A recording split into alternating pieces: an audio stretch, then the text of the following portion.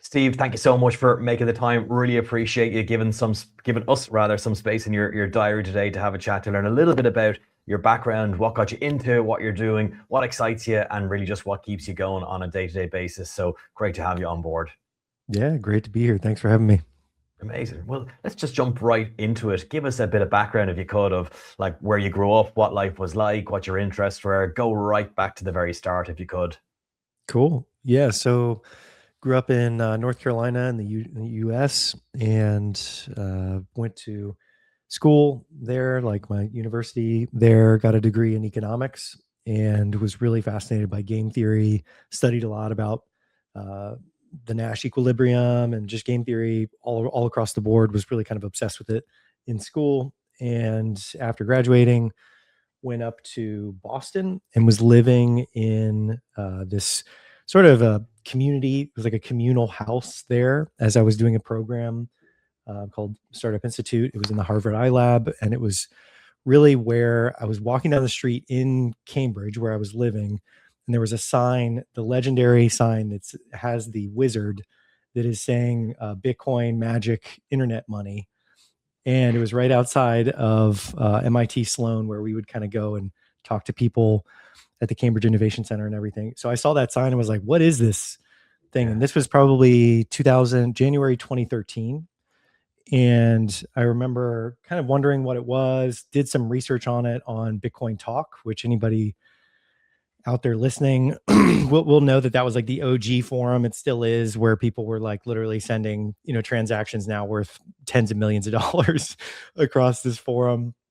Crazy. And I started falling down the rabbit hole at that point, where I started realizing that the hard cap of 21 million meant, pure supply demand shock, Yeah. and just started getting into it, started talking to people about it, really going to meetups and stuff like that around MIT, and Amazing. just really dove headfirst into it. Started accumulating some. We were even trying to mine some on our like really bad laptops from the Cambridge Innovation Center out of a place called Dogpatch Labs once upon a time. And we were, playing ping pong games that were now worth hundreds of thousands of dollars. And it was a really great time. So like learning just the basics. And then as I saw it start to get adoption over time, fast forward to like 2014, 2015 ish, when Mount Gox kind of struggled and went down. That was when I started getting other people involved. So I started making some content, like really rough stuff around education, about my understanding of economics and, Bitcoin as a whole, what it meant for sovereignty, and just in general, the supply demand shock that's coming if it even gets adopted, just a small amount. And this was still when it was considered being like a hacker. Yeah. You were kind of Vogue. yeah, you were out there. You were on the fringes. If you were working with this stuff early on, extremely sketchy stuff going on with people if you were trying to buy it. And there weren't really any good exchanges at all. Like this was when Coinbase was really getting formed and everything, and there wasn't a really good place to transact. So yeah, that kind of took me to the content space, where I was like, all right, I need to kind of figure out if I can educate more people, get more people into this, because Yeah. if game theory is right, and Sheckelberg's theory and game theory, for anybody out there, means the first people in kind of set the rules, they sort of set the market, and they kind of determine what happens next as other players enter. And I just sort of started making videos, and they started going a little bit viral here and there with the community, with the bull market that happened in 2017. And views and YouTube channels really follow the crypto market, which is Yeah. funny enough. I don't know if you've had other creators say that. But Most certainly. 2017 was really the breakout of the Hack Crypto channel, which is basically just hack your crypto education, to learn all the ins and outs from a beginner's perspective, not like trading, knowledge or anything like that, just like the basics of why this type of technology is important. So that's sort of what got me into this space originally. Yeah. Absolutely amazing. I mean, it's so unique, Steve, to hear someone who was firstly around, I'm sure, incredibly bright people in the space around MIT, Cambridge, all that sort of stuff. And then, you were hearing about this stuff crazily early in comparison to most folks. To double down on the game theory side of things and how that got you kind of interested. So tell us a little bit more on that. You briefly touched on it. It's about the first market players into any kind of new industry. They create the system. Give us more on that and your sense of it, and how that maybe applied to your interest in crypto. Yeah, like watching the early formation of exchanges was really fascinating. And when 2017 happened and I was making videos, just seeing my inbox go crazy with exchanges launching left and right and doing these, IEOs for everybody out there that witnessed that initial exchange offerings, where these exchanges were basically launching coins with people, and you would go on there and vote on a exchange called Bittrex that I don't even think is around anymore. And shout out to Richie from Bittrex, where I was messaging with him on Bitcoin Talk when they first started back in 2014, which is crazy to think about. And now, like, the world has totally changed with that. But the early players were the exchanges, in my view. Like with Shuckelberg's theory of the big players, they come in, the first movers that have kind of the bravery to take big risks. They go into a game environment, they accumulate resources, they set the rules, they kind of create the on-ramps for the other players to enter. And it's sort of not necessarily a rigged or fixed game, but everyone else adheres to the rules that is set by those initial entrants. Yeah. So when the exchanges started coming out, like Coinbase, Binance, following Cryptsy that went bankrupt from New Zealand, and Bittrex and all these older exchanges. And as you were saying there, Steve, in terms of the early exchanges rather setting rules, when you reflect upon that now, kind of more than a decade later, do you see that rigidity with which the rules that they made? Do you see those exchanges being global dominant players? And your view is as in your opinion, is there much more going on behind the scenes that most folks are not aware of, from like the front end usership, shall we say, of a popular exchange? Are these guys deep into institutionalization and the global movement of value through cryptocurrency? I guess they are ultimately, but are they pulling strings that most of us are not aware of, would you say? Yeah. So, a great example is Coinbase. They're literally at the front lines of legislation.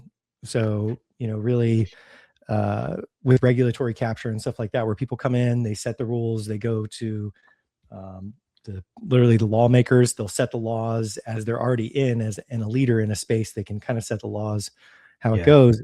I do feel fortunate that Coinbase was the one to really be that leader, because Brian Armstrong is a solid leader from everything that I've followed over the years. And a fun story for people listening, Brian Armstrong and I believe his name was Peter, I forgot his last name, who started blockchain.com. The rumor was that they were on their way to a Y Combinator interview, and they disagreed over Brian Armstrong wanting to do centralized and Peter wanting to do decentralized.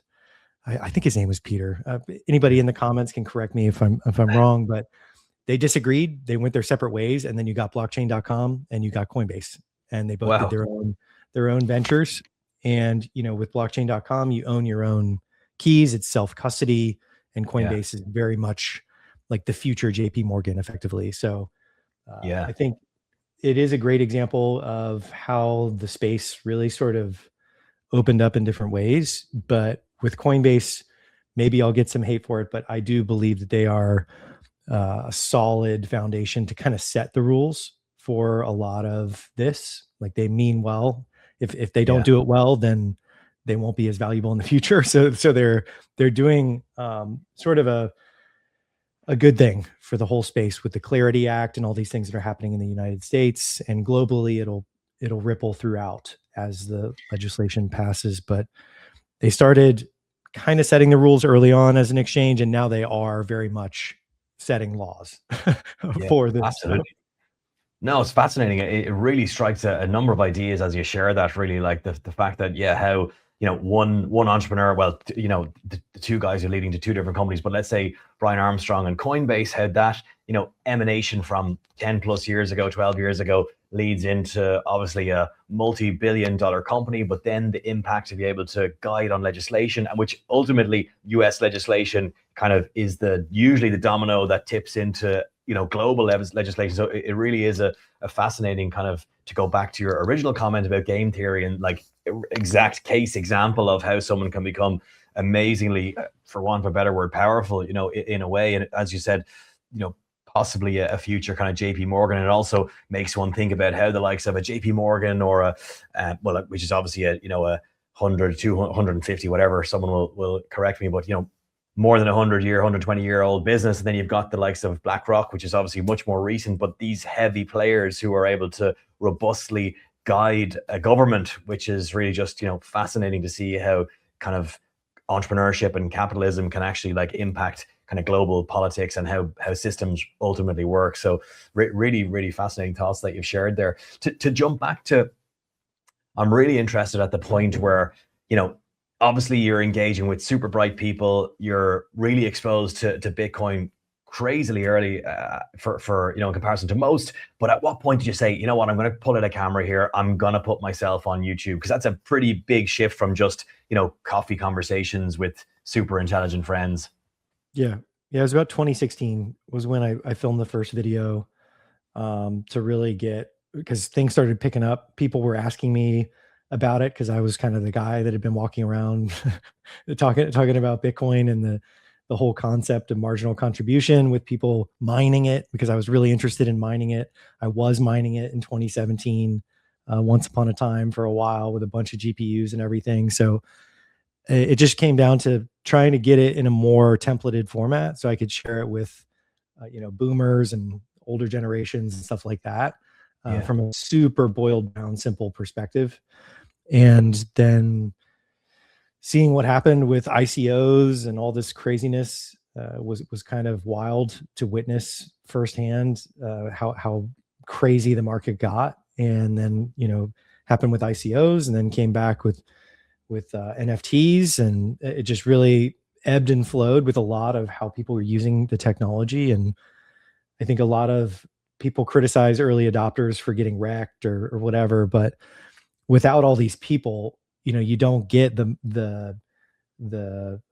Michael Saylors of the world, like the people coming in who just buy their way into being that. Like I was saying earlier, that Shackelberg's theory, it's like that guy just bought his way into being the dominant player, like just cornering the whole corner of the market there. So I think it's been a fascinating space, and I'm excited to see where it goes with not only these institutions and stuff like that, but how it gets adopted in like actual day-to-day mainstream. Like Strike is a really cool app. A lot of these Lightning Network things are really fascinating. And I veered more towards just Bitcoin in general. I think a lot of people that you may talk to do that over time. And that's mainly because these cycles just flush all of these altcoins out really aggressively. So you kind of learn that over time, people are really just trying to sell that to accumulate Bitcoin. To get back to the sheer purity and the store of digital wealth, exactly that. And so when you started producing these kind of first couple of videos, what were you at the time? Were you studying, or what, like in terms of work wise? I'm fascinated to always learn about, the kind of the junction point when someone starts to put themselves out there online. Was there any trepidation? Were you excited? Were you nervous? What was the feedback? And what were you doing in your life aside from that to figure out how you worked it into what your day-to-day looked like? Yeah. So I had moved from Boston to San Francisco, where I met my co-founders. We started a peer-to-peer lending business, which everybody listening, Bitcoin and crypto is peer-to-peer, and it really started as like a peer-to-peer cash. But this wasn't a crypto project. This was a fintech project where we were lending money, raising money from high net worths, lending money out to students. And that was what I was doing like day to day, from eyes open to eyes shut. I was doing that. And then shortly after, we got acquired by a company called Affirm, which is a buy now, pay later company. They're big now, long before they went public. We got acquired by that. And that was kind of the catalyst where I said like, hey, you know what? I'm going to really focus on this content thing and just kind of lean into it a little bit. There's something going on in crypto that I really want to keep levering up on. And that was sort of the big push was after the exit in San Francisco. Wanted to just do more educational stuff, take a breather before starting my next company a couple years later, and just kept publishing content, working with a bunch of creators, a lot of collaborations with a lot of other creators.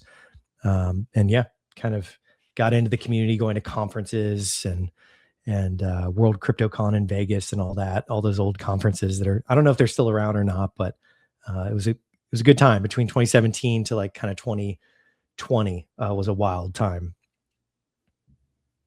Absolutely amazing, fantastic stuff. I mean, super impressive, Steve, that you were building like very serious operations at the same time as, you know, I appreciate you exited, which by the way, incredible, really well done, exiting a fintech company so at such a young age, and then obviously going deep into crypto. But you know, you had a lot going on. You're not the creator that had kind of a total silence and then decided to start putting themselves out there, which, you know, still massive respect for anyone who does that. It takes tremendous work. But the fact that you were coming from like a, you know, a very hyper intense background, and maybe in a way, maybe that benefited you. You're probably used to such extremities of stress and pressure that, you know, recurringly and diligently producing content probably felt like a light hobby in contrast. But at what point during those kind of years from, you know, 2017 onwards, were you looking at your subscriber count, and can you recall a point where you're like, wow, like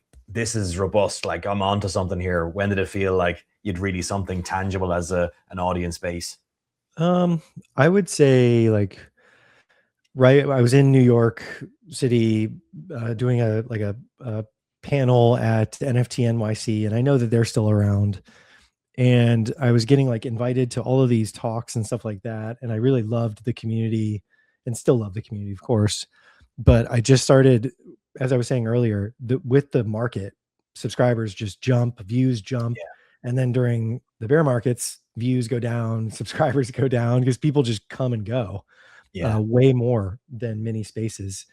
So I think it was around the 2021-ish mark, after I was like kind of doing a lot of panels and stuff like that, where I realized like, wow, this is a pretty substantial audience here. How can I do different things, and experimented with a lot of different collabs with, you know, people all across the board. So exchanges, different projects, was really just getting involved in a bunch of different projects back then to kind of see the inner workings of it and like how people were running their businesses. And that started my next company, which was called Sandstorm. I raised some venture capital and went in as the CEO. And it was really kind of gaming analytics was the focus. So, you know, scaled that over the course of 2021 to 2025, and then sold that company.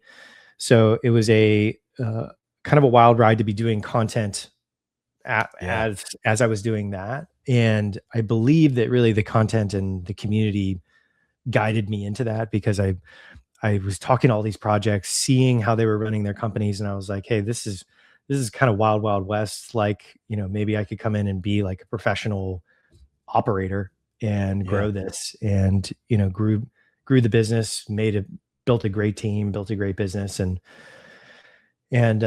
exited. And it was a really fun experience to be doing that with content. I slowed down on the content side a lot, but it just kept growing and growing and growing with the subscribers and everything. So almost the business and the channel worked together well, because people would come to me for the channel and then I would talk to them about the business.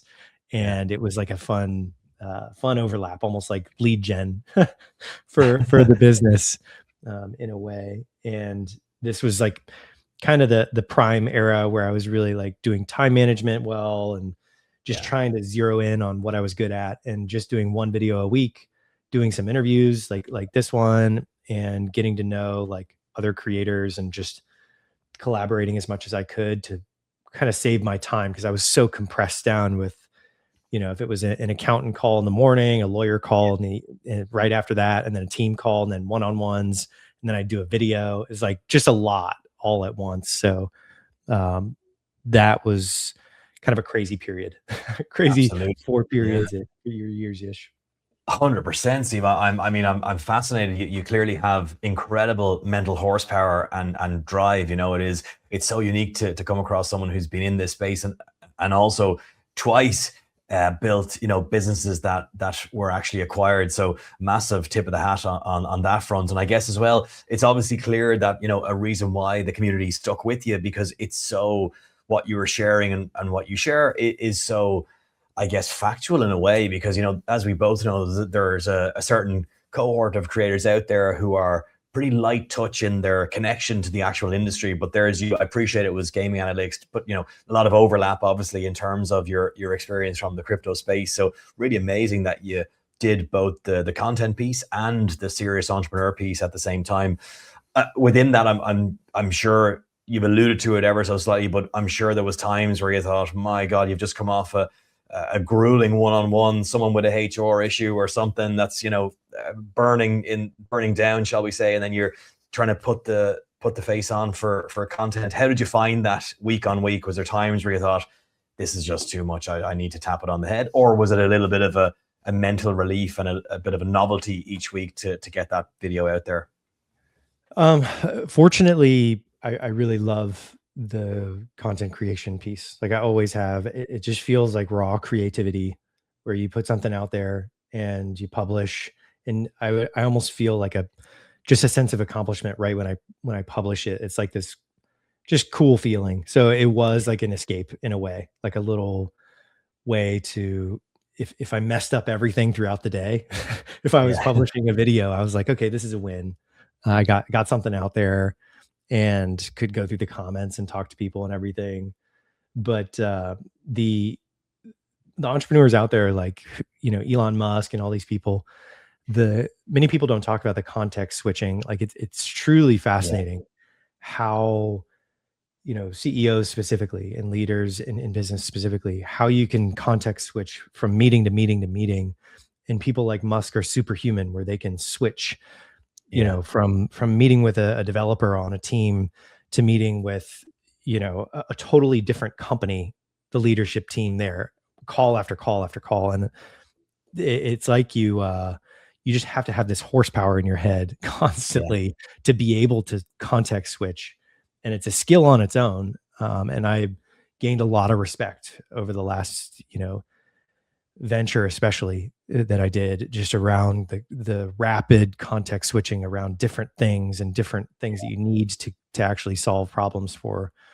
And then at the end of the day, the content was just something for me. It was like a great little outlet for me, and it helped the business, as my own personal project to like help nurture the business and everything. But it was just an outlet, like a great creative outlet that wasn't a tense lawyer call or an accountant call where I had to categorize stuff. It's just a simple outlet.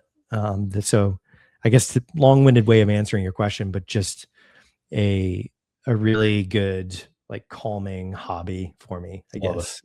Oh, I really like it. Not long-winded at all. Actually, really, really enjoyed your description of it. And in contrast to the grueling days of which you clearly had many to get to a point where you were required. But it is really fascinating what you talk about those high performers, of which you certainly are one. The ability to have that capacity, and it's both a fascinating kind of neural and also a physical thing, because one thing is having like a big bandwidth, but if you just don't have that drive that comes from like the physical aspect of entrepreneurship as well, if you're constantly fatigued or whatever it may be. So I guess that's why I have such respect for what you achieved. You're dealing with so much across such a in a way a long period of time, 3-4 years, but also from a point of view of acquisition, obviously super short and amazingly successful. So yeah, really interesting how you built that. So you exited then, I guess, I think you mentioned 2024, 25, was it? So pretty recently. And then talk us through that feeling. Was it like massive elation? Did the second exit feel easier in terms of, tidying up the the machine to exit? And I presume you probably had been building from day one with a planned exit in mind, kind of thing.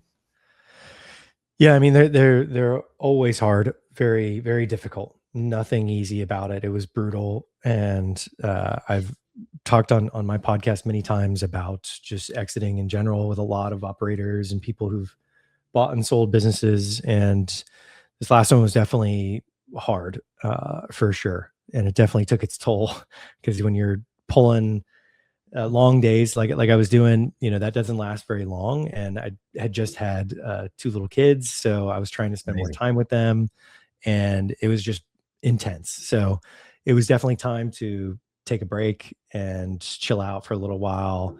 And the market was going crazy around this time. I think we hit all-time high later in 2025. So it was like a just a crazy time where all of this sort of converged. And after I had gotten everything prepared and kind of had the transaction done, I just took some time off. Like I don't even think I published a video for a couple months. Like I just took a beat and tried to relax the best I could for a while.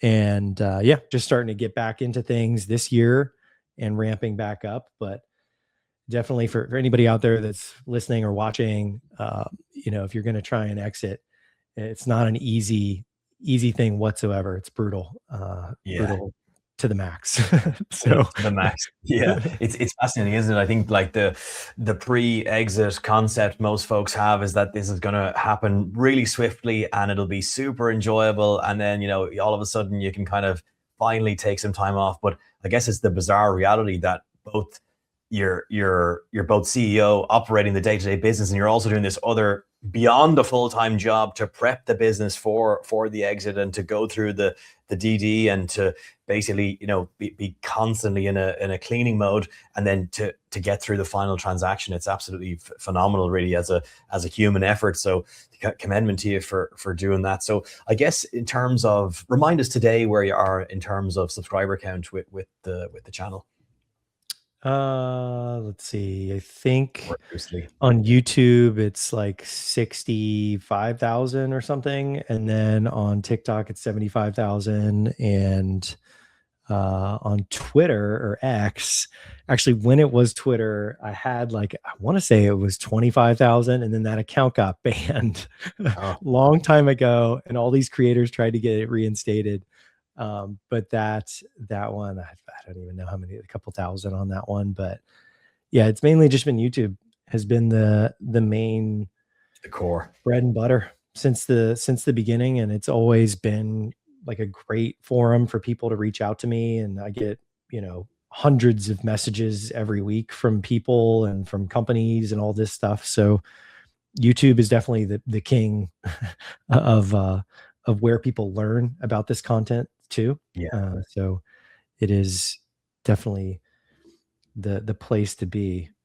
Absolutely, makes total sense. And so I guess you're drastically different to most creators in the space. You've exited two companies. You know how to build something from scratch. Really, the world is your oyster, and also you've done well financially from both. So you're not under crazy pressure to produce content per se for any, let's say, monetary reason. It's pure education for others and fun at this stage. But that being said, what's your kind of, what keeps you excited and motivated to go forward as doing what you're doing over the next couple of years? What keeps that motivation high for you?